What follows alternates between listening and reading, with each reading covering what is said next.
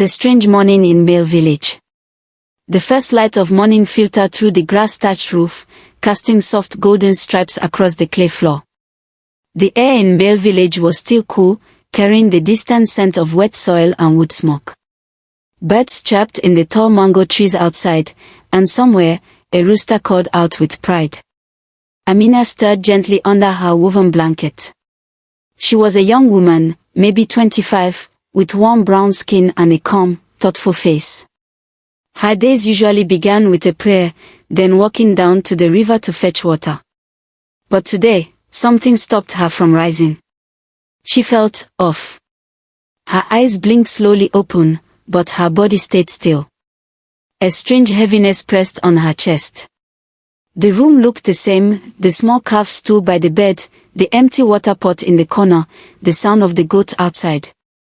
Yet something deep inside her whispered, "Today is not like the others." She sat up, her feet gently touching the cool ground. That's when she heard it. Clinking pots. A kettle whistling. Footsteps. Amina's brow creased. Keto, her husband, was in the kitchen. That, in itself, was odd. Keto wasn't the kind of man who cooked. He was proud, too proud. In the early days of their marriage, Amina had tried to teach him how to prepare cassava or even boil millet porridge. He'd laughed it off, saying, "Cooking is a woman's work, not a man's duty." But now, he was making breakfast. Amina pulled her shawl around her and stepped quietly into her slippers. She tiptoed closer to the doorway but stayed hidden behind the curtain made of bright blue chitined fabric. She listened. Every move in the kitchen was precise. Too precise. Keto was not clumsy today. No bumping into stools. No loud grumbles. No spilled water. Each sound, the metal spoon against clay cup, the soft stirring of liquid, was carefully done, like a man rehearsing a ritual. Amina's heart began to thump. Then, she heard his voice. "Amina, my love. You are awake." She stepped back into bed quickly and lay down, arranging herself like she had just woken up. The curtain moved, and there he was, Keto, with a tray in his hands. "Good morning," he said, smiling. The tray had slices of mango, 2 pieces of toast, and a steaming cup of tea. Amina blinked in surprise. "This is unexpected. I just wanted to do something nice," he said, voice flat but eyes too sharp. "You work so hard. You deserve a peaceful morning." She forced a smile. "That's very kind of you." He sat the tray down on her lap. Amina's eyes went straight to the cup of tea. The steam curled upward, soft and innocent looking. But as it reached her nose, a strange, bitter scent filled her head. It wasn't the scent of normal black tea. It was sharp, metallic, like something wrong had been stirred in. Her fingers tightened on the handle. She looked up. Keto was watching her, too closely. "Go ahead," he said gently. "Taste it while it's still warm." She nodded, lifting the cup slowly to her lips. Her stomach twisted. Every part of her wanted to throw it away. But she couldn't show fear. That would be dangerous. She let the hot liquid touch her lips, just enough to wet them. Then, pretending to sip, she let the tea run back down the inside of the cup without swallowing. The taste was awful, metallic, like old coins soaked in herbs. She smiled faintly. "Delicious," she lied. "Good," he said. "I made it just for you." Amina kept smiling. But inside, her heart raced. Her fingers trembled slightly, hidden under the blanket. She set the cup back on the tray with care. "I'll drink more in a moment," she said. "Let me wake up a little first." Keto nodded. He stood and walked out, saying something about feeding the chickens. The moment he was gone, Amina's mask dropped. She stared at the tea, now growing darker as the leaf settled. Her mind flashed back through the months. Keto used to be loving. Not perfect, but he had moments of tenderness. But everything changed after his mother, Mama Georgia, moved in.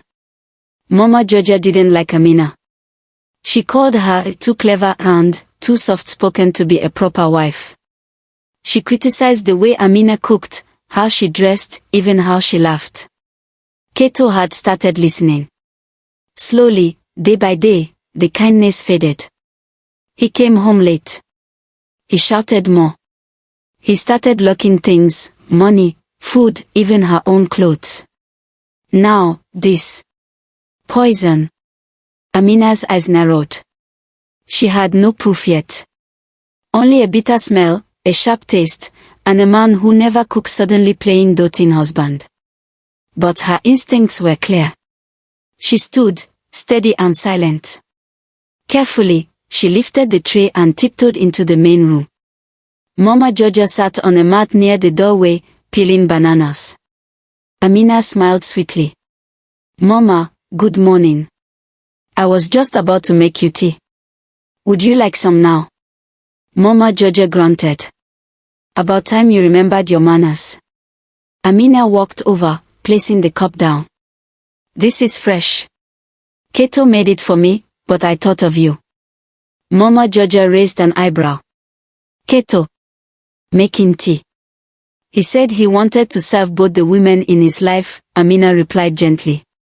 Mama Georgia chuckled darkly. He's finally learning. Amina walked away quickly before her face betrayed anything. She waited. Mama Georgia drank. And then, it began. The cry that shook the hut. The sun was higher in the sky now, the warm heat of midday settling over Mbale village like a thick blanket.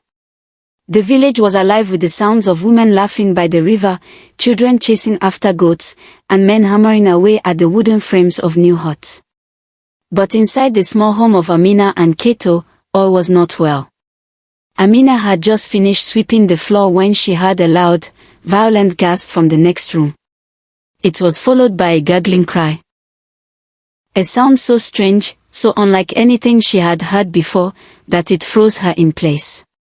She dashed toward the noise, her feet slipping over the warm floor tiles. Her breath caught when she saw Mama Georgia, clutching her throat, her face turning an unnatural shade of red. Her eyes bulged, her body trembling uncontrollably as she crumpled to the ground. Mama! Amina screamed, rushing to her side. Mama Georgia's mouth opened and closed as though trying to speak, but no words came. Instead, a harsh, choking sound filled the room. Then, as suddenly as it began, the old woman collapsed completely, her limbs stiffening in what seemed like a final, violent shudder. Amina looked up at Kato, who stood frozen in the doorway, his face pale as he watched his mother struggle. Mama Georgia. What is happening to her? Amina cried, feigning shock and worry. Kato's eyes darted to the cup on the floor, and then back to his mother. He rushed to her side, desperately attempting to shake her awake, but the shaking worsened. He screamed. What did you do to her? He shouted, his voice rising in panic. Amina watched calmly, hiding the flicker of satisfaction that threatened to cross her face.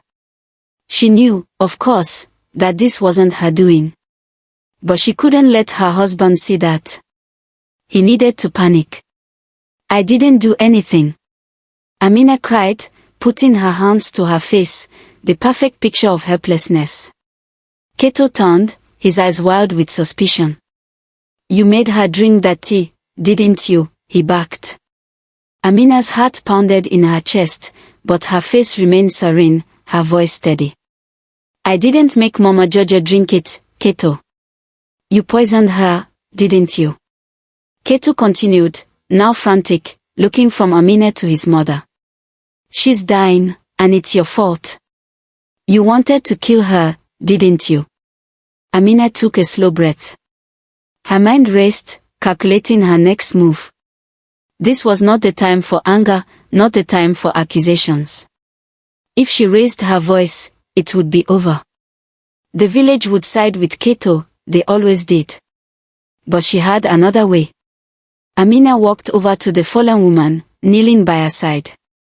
Her gaze met Keto's without fear. I did not poison her, Keto. I never even drank my tea. It's still sitting in the room. Keto's eyes narrowed. Liar. You. I never drank it, Amina interrupted, her voice calm but firm. You wanted to make her drink it, didn't you? She added, her words dripping with controlled truth. Keto's mouth snapped shut. For a moment, he looked stunned, as if he hadn't expected this response. But before he could say more, the sound of feet approaching interrupted them. The village healer, Nabari, arrived just in time. She was a woman of great age, her back bent from years of labor, but her eyes were sharp. She had been the one who helped Amina when she first arrived in Bale, teaching her to tend to wounds and gather herbs. Nabari walked quickly to Mama Georgia, kneeling beside her with an air of authority.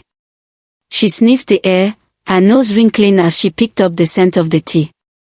Poison, Nabari muttered under her breath, her hand reaching out to check Mama Georgia's pulse.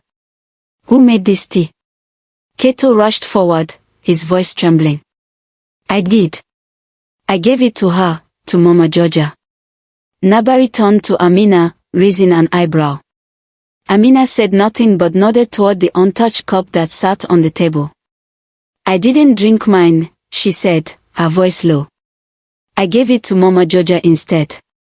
Nabari nodded slowly, glancing at the tea. The poison in this, it's subtle. It works quickly. Keto's face went white. His mouth opened and closed, but no sound came out. His hands trembled as he backed away from his mother's prone form. As Nabari began murmuring to herself, pressing her fingers to Mama Georgia's pulse, Amina stepped aside, her gaze never leaving Keto. The village was starting to gather outside. Whispers floated in through the door. They could hear the murmurs of men and women wondering what had happened, wondering why Keto's mother was near death. You should be ashamed, Keto, Nabari muttered as she walked. What kind of son poisons his own mother? Keto clenched his fist, his face contorted with rage. I didn't poison her, he shouted. Amina's voice was soft but cutting. Who else would? Keto looked at Amina, his eyes burning with fury. You think I'm a monster, don't you? He hissed.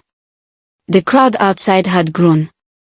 Amina could hear their voices now, growing louder with suspicion. Tension was building in the air, thick and palpable.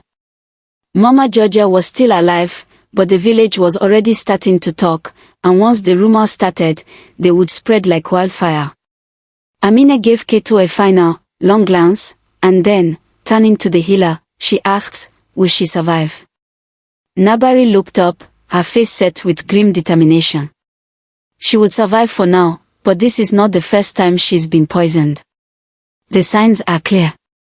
Amina's heart skipped a beat. Was this just a coincidence, or had Mama Georgia been trying to poison her too? She kept her thoughts to herself, knowing now was not the time for such questions.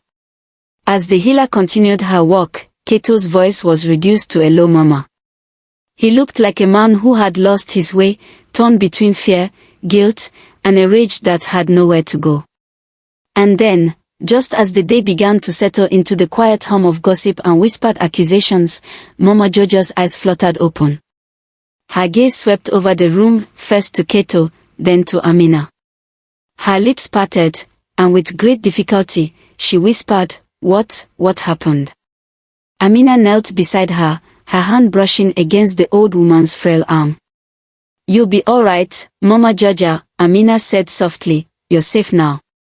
But inside, Amina felt no relief. This was just the beginning.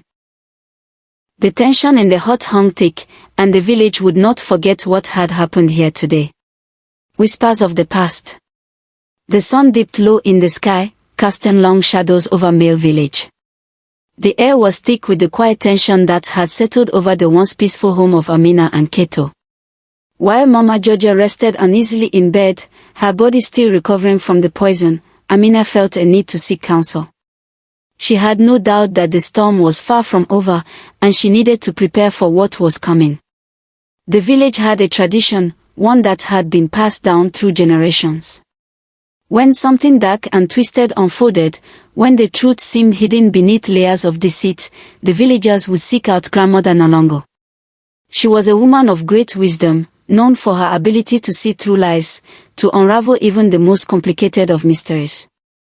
If anyone could help Amina navigate the treacherous waters that lay ahead, it would be her. Amina set out that afternoon, making her way across the village to the elder's humble hut. The journey was short but felt long under the weight of her thoughts.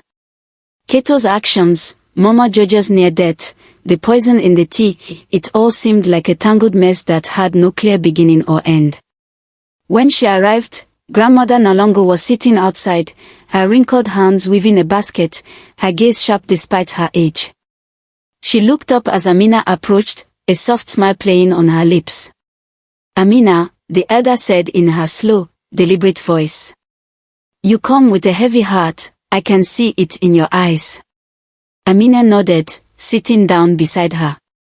"Grandmother Nalongo, something terrible has happened. My husband, he tried to kill his mother. I didn't drink the tea, but I believe he poisoned it. It wasn't meant for Mama Georgia, it was meant for me." Grandmother Nalongo set her basket aside, her gaze thoughtful. She reached for her walking stick and tapped the ground twice, signaling Amina to wait. After a long silence, the elder spoke again, her voice soft but firm.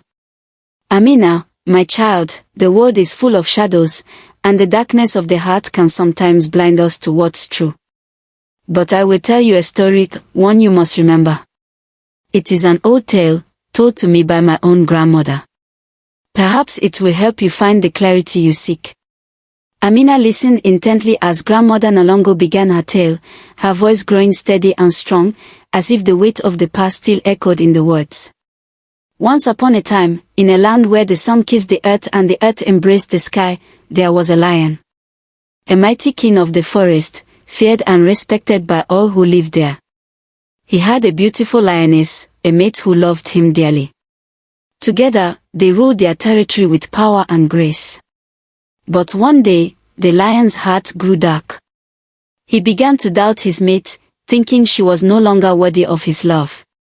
He planned to rid himself of her, to be rid of what he thought was a weakness.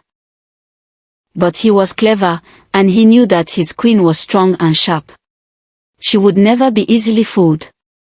So, the lion came up with a cunning plan. He took his sharpest claws, dipped them in poison, and mixed the poison into a meal. The meal was to be offered to his queen. He thought she would eat it, believing it was made with love. But the lioness was wise. She suspected something was wrong, and instead of eating the meal herself, she gave it to his mother, who was visiting them that day. The old lioness, unaware of the danger, ate the meal and fell violently ill. The young lion's plan had backfired. When he returned to find his mother in agony, he was furious. But the lioness, his mate, stood before him, unwavering. "You tried to kill me, lion, but it was your own mother who tasted your poison." And so, the lion was left with nothing but his lies and deceit. The lioness, though heartbroken, had saved herself, and the old lioness survived the poison. The lion was left to reflect on his treachery, to wonder if the power he sought was truly worth the pain he caused. Amina sat in silence, the weight of the story settling over her like a blanket of understanding. She glanced at Grandmother Nalongo, who was watching her closely. "Do you see, Amina?" the elder asked gently. "Sometimes, the truth comes when we least expect it. The shadows are only as strong as we allow them to be. But in the end, it is always the light that will reveal the lies." Amina nodded slowly, her heart feeling lighter. She understood. The story wasn't just about the lion, it was about Keto. It was about his lies, his betrayal. And it was about Mama Georgia. She had unknowingly become the victim, just as the lioness had once become the target of the lion's cruelty. As she stood to leave, the elder spoke again, her voice more serious now. "Remember, Amina, The village sees what it wishes to see. But you must trust your heart. The truth has a way of finding its way through, even if it must tear through the lies to get there. Meanwhile, in the small hut back in the village, the healer, Nabari, was conducting her own investigation. The village was in an uproar. The news of the attempted poisoning had spread quickly, and soon all eyes were on Keto. Suspicion was thick in the air, and Amina could feel it with every passing moment. Nabari had a special talent for identifying rare plants. As she inspected the remains of the tea, she pulled out a small vial of crushed roots she had kept hidden in her pouch. She sniffed it and immediately recoiled. "Death root," she whispered. "This is the poison." Amina's heart skipped a beat. She had heard of death root, an illegal plant used in forbidden potions, banned by the elders of the village. It was known for its ability to kill slowly, quietly. It was a rare plant, and only a few people in the village had access to it. Nabari looked up, her expression grim. "There's only one person who could have purchased this recently." Amina didn't need to ask. She already knew. Keto. Back in the hut, Mama Georgia lay in bed, her mind racing. She had always been so sure of her dislike for Amina, but now, as she lay there, weak and trembling, she wondered if she had been wrong all along. Could it be that Amina wasn't the enemy? Could Keto really be the one who had betrayed her trust? Her thoughts swirled in confusion. She had always thought Amina was beneath her, an outsider who didn't belong. But now, as she struggled to breathe, she realized just how little she truly knew. Maybe it was time to rethink everything. And so, the village of Mbale found itself at a crossroads. The whispers were growing louder, and the truth was beginning to emerge from the shadows. But how long would it take before the lies were fully revealed? The judgment beneath the baobab tree. The baobab tree stood as a silent witness to countless stories of the village, some joyful, some heartbreaking. Its massive branches reached high into the sky, its roots deep in the earth, symbolizing strength and endurance. It was under this ancient tree that the village gathered whenever something crucial needed to be decided, and today, it was the scene of a gathering like no other. The whispers of Keto's betrayal had reached every corner of Mbale village. The tension was palpable, and everyone, from the young children to the oldest of elders, knew that this day would shape the future of their community. The baobab tree had seen countless truths spoken beneath its shade, but today, it would bear witness to a truth that would forever change the lives of Amina, Keto, and the entire village. As the sun began its descent, casting long shadows across the dirt village square, villagers slowly gathered beneath the great tree. There was a murmur of voices, the buzz of anticipation hanging in the air. Keto stood at the center, his posture stiff, his eyes darting nervously as he faced the elders. Amina stood beside him, calm yet firm, her eyes steady with the weight of what was to come. Mama Georgia had insisted on being brought to the gathering, her frail body barely able to sit up. She was propped up by cushions and blankets, her face pale, her eyes full of regret. The past few days had brought her to a realization she could not ignore. The deep-rooted love she had once had for her son, Keto, had been tainted by his actions. And now, she could do nothing but watch as the truth of her own complicity came to light. The elders took their places in the circle, the most respected voices in the village. Grandmother Nalongo, who had listened to Amina's story and helped guide her, stood at the forefront, her gaze unwavering. Beside her stood Nabari, the village healer, who had uncovered the evidence that would finally expose Keto's guilt. The murmur of the crowd died down as the first elder, Old Jumo, raised his hand. The time for silence had come. Amina, Old Jumo's voice cracked through the air like thunder. It is time for the truth to be spoken. Tell us, what has happened between you and your husband? Amina stepped forward, her voice steady as she addressed the village. Her heart was heavy, but she knew this was the moment that would define her future. I did not drink the tea, Amina began, her voice clear. I suspected something was wrong, and I watched carefully.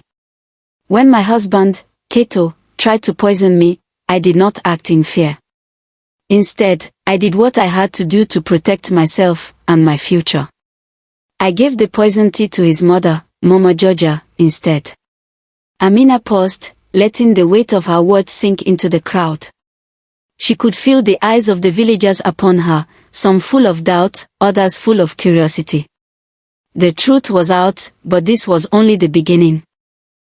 Turning to Keto, she spoke once more, her voice soft but powerful. You cannot deny it now, Keto. You tried to kill me. And in doing so, you nearly destroyed the family you claim to love. Keto's eyes flickered with anger. He opened his mouth to speak, but the elders raised their hands, signaling for silence. Grandmother Nalongo stepped forward then, her voice like a calm breeze. Keto, you have heard your wife's words. Do you deny them? Keto swallowed hard, his chest rising and falling with the tension. Finally, his pride began to break. I did not mean to hurt anyone. His voice was shaky. Amina betrayed me. She disrespected me. I wanted her to understand that she needed to listen to me, to follow my lead. And my mother has always been a problem between us. The villagers exchanged uneasy glances. Keto's words were twisted, blaming everyone but himself for the terrible act he had attempted. He tried to present himself as a man who was merely reacting, a victim of his own circumstances. But Nabari, the healer, stepped forward. She held a small leather-bound ledger in her hands. As she spoke, her voice was calm, yet firm, her eyes unwavering. I have seen this poison before. It is death root. A plant that is not native to this land. Only one person in the village recently purchased this herb. And his name is written right here in the herbalist ledger. The villagers gasped. Keto's face went pale, his attempt at deflection falling apart. This is your doing, Keto. There is no escaping the truth. Nabari's words were final. With the evidence laid bare, the elders turned their gaze to Mama Georgia, who had been watching silently from her bed. Her eyes met Amina's, filled with guilt and sorrow. In a soft voice, Mama Georgia finally spoke. I was wrong, Amina. Her voice trembled with weakness, but the honesty in her words was clear. I encouraged Keto. I told him to be strong, to control you, to make you see things his way. I thought I was helping him. But I see now. I see now how wrong I was. The air was thick with the weight of Mama Georgia's confession. Keto's mother, once an unyielding pillar of judgment, had now turned the mirror on herself, seeing her role in the tragedy that had unfolded. The truth was slowly unraveling, and the village watched in hushed silence. The elders deliberated for a moment, exchanging quiet words. Finally, old Jumo stood again. Keto, your actions are unforgivable. You have brought shame upon your family and the village. He paused, allowing the tension to build before continuing. You must leave this village. You are exiled, never to return. But before you go, you will stand before Amina and show her the one thing you have failed to show in all this time. You will show her the mercy she has shown you. The crowd was silent. Exile was a punishment few ever survived. But it was not just the exile Keto feared. It was the prospect of facing Amina's mercy. For in that moment, he realized that the greatest punishment of all would be to be shown the very thing he had denied her. Amina stepped forward, her eyes locking with Keto's. She stood tall, her heart full of something that was both painful and powerful, mercy. Keto, she said softly, her voice steady but heavy with emotion. You tried to take my life, but I will not take yours. I will not lower myself to the hate you have shown me. Go. Find your own way, but do not return to harm me, or anyone else. The village held its breath as Keto's shoulders sagged under the weight of Amina's words. His eyes flickered with a mix of emotions, shame, fear, and something else, something he had never felt before, regret. And so, the judgment beneath the baobab tree was spoken. Keto was exiled, but the mercy Amina showed him would haunt him for the rest of his days. As the villagers began to disperse, whispers of the day's events echoed through the streets. The truth had been spoken, justice had been served, and in the quiet aftermath, Amina stood as a symbol of strength and grace. The wife who walked in wisdom. The sun had set, casting a warm orange glow over the village of Mbale as the final chapter of Keto's story unfolded.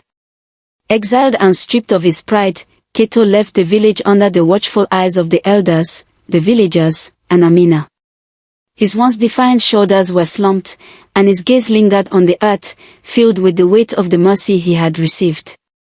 Amina had chosen not to let him perish in the same way he had hoped for her, but to give him the chance to face the life he had made for himself.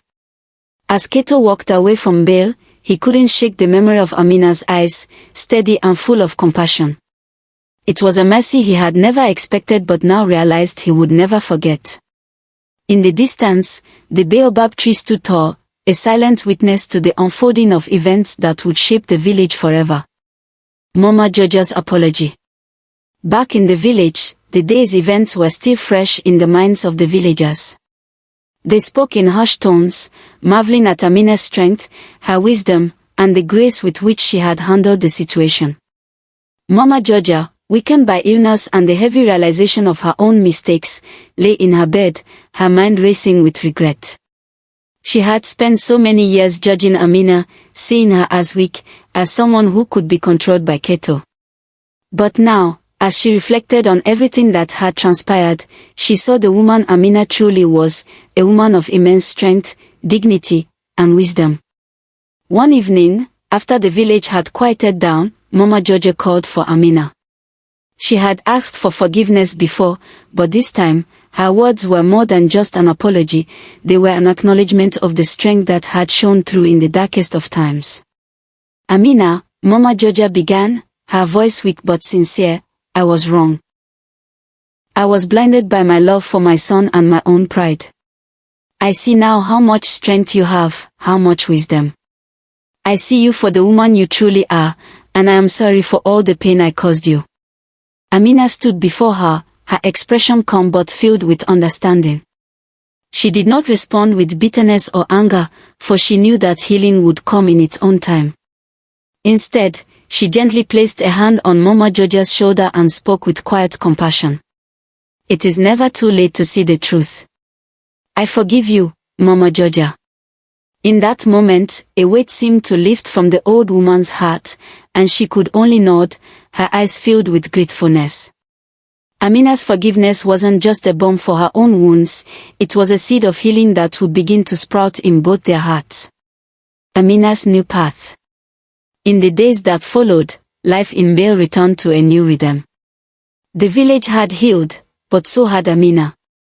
The decision to show mercy, though painful, had opened doors for her. No longer was she defined by her marriage or the pain of betrayal. She had found her own path, one of wisdom, independence, and service to others. Amina chose not to remarry, for she had learned that her worth was not tied to a man's approval. Instead, she devoted herself to becoming a respected herbalist, using the knowledge she had gained over the years to heal not just the body, but also the spirit. She knew the value of patience, of listening, and of teaching. Young wives from the village would come to her for advice, seeking counsel not only about herbs and healing, but also about the trials and triumphs of marriage and life. Amina's wisdom became a guiding light for those who sought strength in times of difficulty.